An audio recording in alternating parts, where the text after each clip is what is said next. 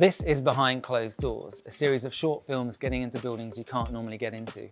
This episode is really exciting because it's in collaboration with the Architect's Journal, one of the UK's leading architecture magazines. This building is a fairly unremarkable 60s office building that's being transformed by the architect's Freehaus into a new cultural institution. Freehaus are actually one of the Architect's Journal's 40 under 40 practices, and the architect Jonathan Hagos is on site and he's going to show us around. This project is supported by the Mayor of London's Good Growth Fund. And this is the Africa Centre, a London-based charity that's here to celebrate the diversity of Africa and its global diaspora. Let's go in and check it out and see if we can find Jonathan to show us around.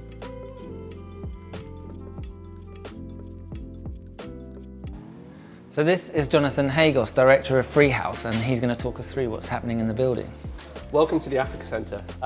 When we were appointed to this project, one of the key aspects of our brief from the client was to create a really welcoming cultural institution.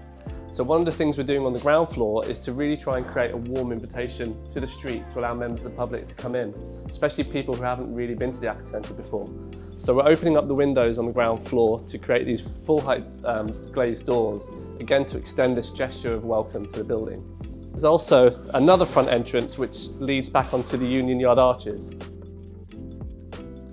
What we're doing here is extending out only a little bit, but to create again a nice relationship with the kind of more buoyant and boisterous atmosphere of the Union Yard arches, where you've got theatres and restaurants and bars, and to try and create a more explicit relationship between the Africa Centre and what's going on in the arches here.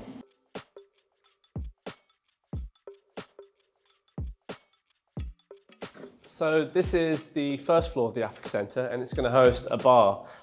It's going to be connected to the restaurant downstairs with a feature staircase. And something else we're doing on this floor is providing two new external terraces to the bar. So one overlooking Great Suffolk Street to the front of the building, and one overlooking the Union Yard arches, again to create that vibrant connection to the street below. One of the inspirations for this, for the bar, was Marvin Gaye's I Want You and the album cover. Really trying to create an energy and vibrancy and warmth to the type of experience that you might have here. The building is a concrete framed building, which means you've got really strict and rigid structural systems and a grid which we need to work around.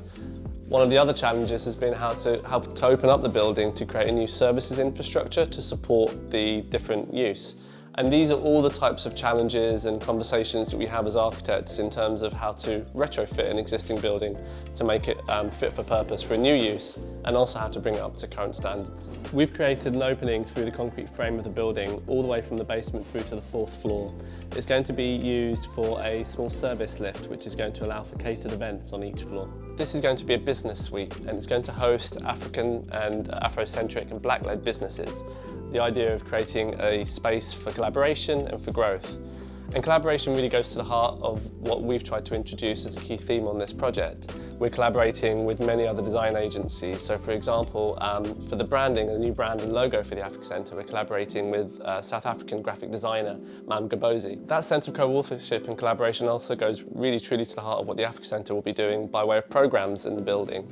So they're going to be digitising their extensive archives, which are currently held at the London Metropolitan Archives. And again, this idea of being able to showcase their history with others and making that accessible. And they're also going to be creating a platform for African designers and using the Africa Centre as a forum and a hub for that conversation to take place. So co-authorship, collaboration, they really truly go to the heart of what this project is about. And so from this terrace, you really get a sense of how fantastic this context is going to be for the Africa Centre. You're right, because there's the Young Vic over there and Old Vic. There's a Tate Modern just there and Jerwood Gallery behind us. This is going to be an amazing addition to this fantastic cultural scene. Thank you so much for showing us around the building. So I want to say a massive thank you to the Africa Centre for allowing us in here today to film, to the contractors QQB for taking care of us on site, the architects Freehaus for doing such a great job showing us around the building. Of course, a very special mention to our filmmaker Geomagics on Instagram, check him out. And the Architect's Journal, who have supported this episode. We could not have done it without you, thank you. I can't wait to see what the Africa Centre will become in the future, a new cultural institution. I'm really excited to see this project come to life.